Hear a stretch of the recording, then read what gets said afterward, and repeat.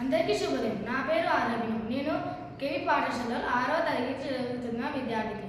నేను ఈరోజు ద్వంద్వ సమాసం గురించి తెలియజేస్తున్నాము. సమాసంలో మొదటి పదాన్ని పూర్వపదమని, రెండవ పదాన్ని ఉత్తర పదమని అంటారు.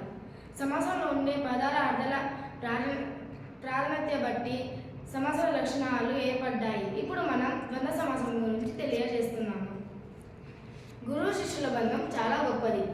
ఈ వాక్యంలో గురువు శిష్యుడు అనే ఒక మాటగా రెండు పదాలు సులభంగా గుర్తించవచ్చు.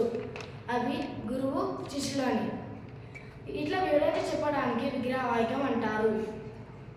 ఇందులో గురువు శిష్యులు ఇద్దరు ముఖ్యులే. ఇట్లా రెండు కానీ అంతకంటే ఎక్కువ కానీ సమ ప్రాధాన్యత గల నామవాచకాన్ని కలిసే ఒక మాటగా ఏర్పడే సమాసాన్ని ద్వంద్వ సమాసం అంటారు. ఉదాహరణలు తల్లిదండ్రులు, రామలక్ష్మణులు. ధన్యవాదాలు.